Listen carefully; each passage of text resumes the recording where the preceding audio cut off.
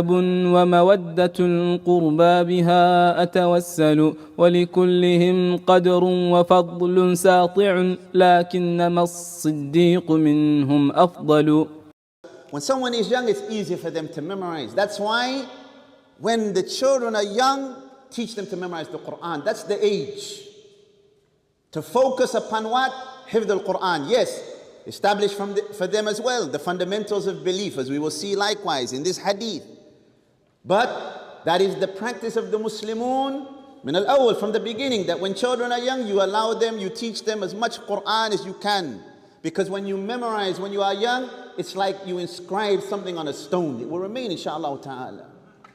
And that is why some of the Salaf, in the beautiful athar that I like to mention, they said, لا تزال هذه الأمة بخير ما تعلم ولدانهم القرآن. This nation will not cease to be in a state of good as long as the children, they learn the Quran.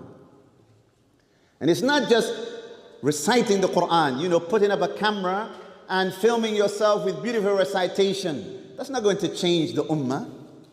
It's learning the Quran, memorizing it, teaching it, and implementing it sincerely for the sake of Allah Azza wa Jal, and adhering to it at good times and hard times. That is what's going to change the state of this nation.